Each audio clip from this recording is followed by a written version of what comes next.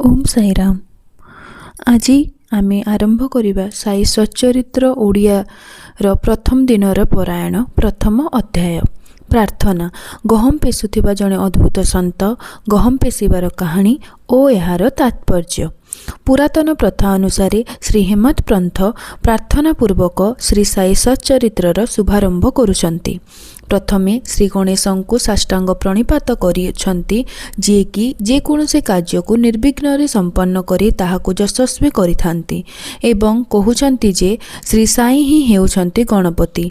यापरे भगवती सरस्वती को प्रणाम कले, जे कि काव्य रचना करिबा पई प्रेरणा दियंती एवं कहउछंती जे श्री साई भगवती ठारू भिन्न नुहंती, सुतरां से स्वयं आपणार जीवन संगीत गान करुछंती।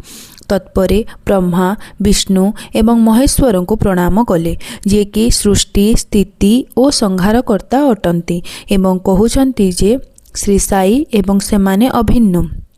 से स्वयं गुरु रूप धारण करी आमको एही भवसागर उद्धार करने को आसीछंती। यापरे निजर कुलदेवता श्री नारायण आदिनाथंकर वंदना करुछंती, जे कि कोंकण राज्य रे प्रकट होइथिले। कोंकण हेउची सेही स्थान जहाको परशुराम समुद्र उद्धार करी प्रतिष्ठा करिथिले। एहा पश्चात से निज कुलगुरु को प्रणाम कले।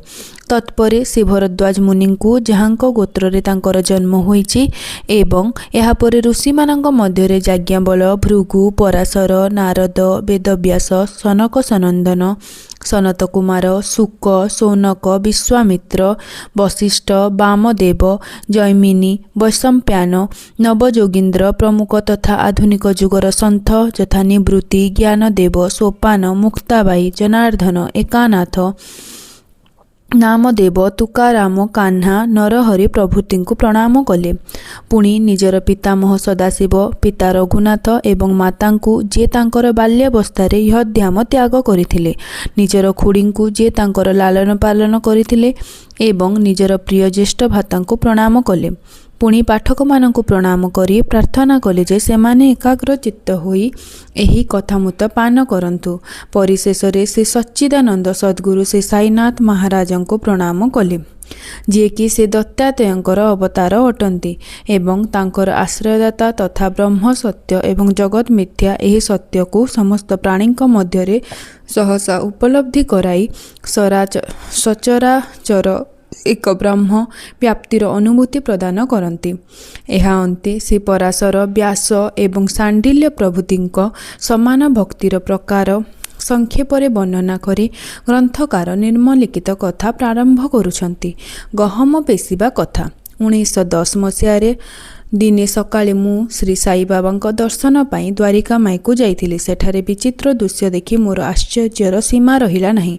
श्री साई बाबा मुह हाथ धोइबा परे गहम पेसिबा को गले। चटाण रे एक मसिना बिछाइले और ताहा उपरे चक्की रखिले एवं किछि गहम पकाई चक्की पेसिबा आरंभ कले। मु मने मने भाबिली बाबा चक्की पेसिबार उद्देश्य कौन?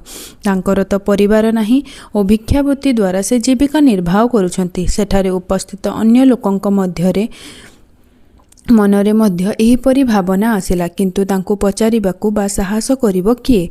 बाबा चक्की पेसिबा कथा बिजुली बेगरे सारा ग्राम रे प्रचारित होईगला एवं तांकर एही विचित्र लीला देखिबा पाई ग्रामर नरनारी मस्जिद को दौड़ी आसिले।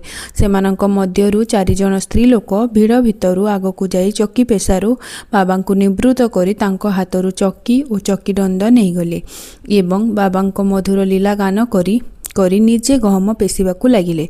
एही घटनारे प्रथमे तो बाबा क्रोधित हेले, किंतु सेमानंकर भक्तिभाव देखि किछि समय मध्यरे शांत होई मृदु हास्य देले। गहम पेसु पेसु से ही स्त्री लोक मानक मन को आसिला जे बाबांकर तो घर द्वार नाही किंबा संतान संतति बा देखाशुणा करिबा पई केही लोक नाहांती। से निजे भिक्षावृत्तिर द्वारा जीवन निर्वाह करती, तेणु तांको पाई अटार आवश्यकता कौन? बाबा तो परम दयालु, एही अटा हुए तो से आम भितरे बांटी देबे। एपरी मनरे भाबी गीत गाई गाई सेमाने गहम तक पेसी देले। तत्परे ଚକିକୁ ହଟାଇ ଅଟାରୁ 4 ଭାଗରେ ବାଣ୍ଟି ଦେଇ ନିଜ ନିଜ ଘରକୁ ଯିବାକୁ ଉଦ୍ୟତ ହୁଅନ୍ତି। ସେ ପର୍ଯ୍ୟନ୍ତ ଶାନ୍ତ ମୁଦ୍ରାରେ ଥିବା ବାବା ହଠାତ୍ କ୍ରୋଧିତ ହୋଇ ଉଠି କହିଲେ, ତୁମର କ'ଣ ମତିଭ୍ରମ ହୋଇଗଲା? କାହାର ଜିନିଷ ଭାବି ନେଇଯିବାକୁ ବସିଛ? ଯାଅ, ସେହି ଅଟାକୁ ଗ୍ରାମ ସୀମାରେ ବିଞ୍ଚି ଦେଇ ଆସିବ। ଶିରିଡ଼ିର କିଛି ଗ୍ରାମବାସୀଙ୍କୁ ମୁଁ ପଚାରିଲି, ବାବା ଏବେ ଯାହା କଲେ ତାହାର ଉଦ୍ଦେଶ୍ୟ କ'ଣ? ଜଣେ ମୋତେ କହିଲେ, ଗାଁରେ ବିଷୁଚିକା ରୋଗ ବ୍ୟାପିଛି, ତାହାର ନିରାକରଣ ପାଇଁ ସମ୍ଭବତଃ ବାବା ଏହି କାର୍ଯ୍ୟ କରିଛନ୍ତି। ଏବେ ବାବା ଯାହା ପେଶିବା ଆପଣ ଦେଖିଲେ ତାହା ଗହମ ନୁହେଁ, ବିଷୁଚିକା ହଇଜା ରୋଗ, ଯାହାକୁ ପେଶି ବାବା ନିର୍ମୂଳ କରିଦେଲେ। ଏହି ଘଟଣା ପରେ ପ୍ରକୃତରେ ବିଷୁଚିକା ସଂକ୍ରମଣ ଦୂର ହୋଇଗଲା ଓ ଗ୍ରାମବାସୀ ସୁଖ ଓ ଶାନ୍ତିରେ ବାସ କରିବାକୁ ଲାଗିଲେ। ଏ କଥା ଦେଖି ମୋର ଆନନ୍ଦର ସୀମା ରହିଲା ନାହିଁ। ମନ ଭିତରେ ଅପୁରନ୍ତ କୌତୂହଳ ଜାତ ହେଲା। ମୁଁ ନିଜକୁ ନିଜେ ପ୍ରଶ୍ନ କଲି, ଅଟା ଏବଂ ବିଷୁଚିକା ରୋଗ ମଧ୍ୟରେ ଭୌତିକ ତଥା ପାରିସ୍ପରିକ ସମ୍ପର୍କ କ'ଣ? ଏହାର ରହସ୍ୟ କ'ଣ? ସାମାନ୍ୟ ବିଚାର ବୁଦ୍ଧି ବଳରେ ଏହି ରହସ୍ୟକୁ ଭେଦ କରିବା ସମ୍ଭବ ନୁହେଁ।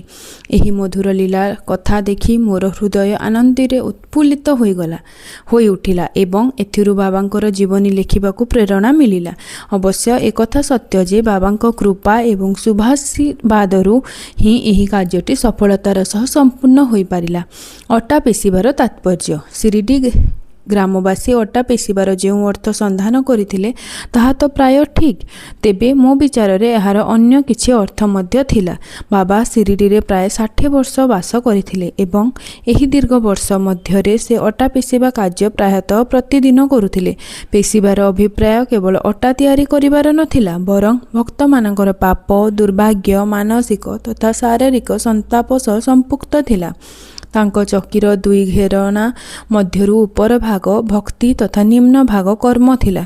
ଚକିର ଦଣ୍ଡ ଯାହାକୁ ଧରି ସେ ଗହମ ପେଷୁଥିଲେ ତାହା ଥିଲା ଜ୍ଞାନ। ବାବାଙ୍କର ଦୃଢ଼ ବିଶ୍ୱାସ ଥିଲା ଯେ ମନୁଷ୍ୟର ହୃଦୟରୁ ଯେପର୍ଯ୍ୟନ୍ତ ଆସକ୍ତି, ଘୃଣା ଓ ଅହଙ୍କାର ନଷ୍ଟ ହୋଇନାହିଁ, ଯାହା ହେବ ଅତ୍ୟନ୍ତ କଠିନ, ସେ ପର୍ଯ୍ୟନ୍ତ ଜ୍ଞାନ ତଥା ଆତ୍ମ ଅନୁଭୂତି ସମ୍ଭବ ନୁହେଁ। ଏହି ଘଟଣା ସନ୍ଥ କବୀର ଦାସଙ୍କର ଜୀବନରେ ଗୋଟିଏ ଘଟଣାର ସ୍ମୃତିଚାରଣ କରେ। କବୀର ଦାସ ଗହମ ପେଷୁଥିବା ଜଣେ ମହିଳାଙ୍କୁ ଦେଖି ତାଙ୍କର ଗୁରୁ ନିପଟ ନିରଞ୍ଜନଙ୍କୁ କହିଲେ, ହେ ଗୁରୁଦେବ, ଗହମ ଯେପରି ଚକିରେ ପେଶି ହେଉଛି, ମୁଁ ସେହିପରି ଭବସାଗର ରୂପକ ଚକିରେ ପେଶି ହୋଇ ଅକଥନୀୟ ଯନ୍ତ୍ରଣା ଭୋଗୁଛି। ତାଙ୍କର ଗୁରୁ ଉତ୍ତର ଦେଲେ, ବ୍ୟସ୍ତ ହୁଅ ନାହିଁ, ଚକିର କେନ୍ଦ୍ରରେ ଜ୍ଞାନ ରୂପକ ଯେଉଁ ଦଣ୍ଡଟି ଅଛି ତାହାକୁ ଦୃଢ଼ତାର ସହ ଭିଡ଼ି ଧର, ଯେହିପରି ମୁଁ ଧରିଛି। ତାହାଠାରୁ ଦୂରକୁ ଯାଅ ନାହିଁ, କେବଳ କେନ୍ଦ୍ର ଆଡ଼କୁ ଅଗ୍ରସର ହୁଅ। ଏହାପରେ ଦେଖିବ ତୁମେ ଭବସାଗର ରୂପକ ଚକିରୁ ନିଶ୍ଚୟ ଉଦ୍ଧାର ପାଇବ। ଶ୍ରୀ ସଦ୍ଗୁରୁ ସାଇନାଥର୍ପଣମସ୍ତୁ। ଶୁଭମ୍ ଭବତୁ। ଏହା ହେଉଛି ସେହି ଚକି।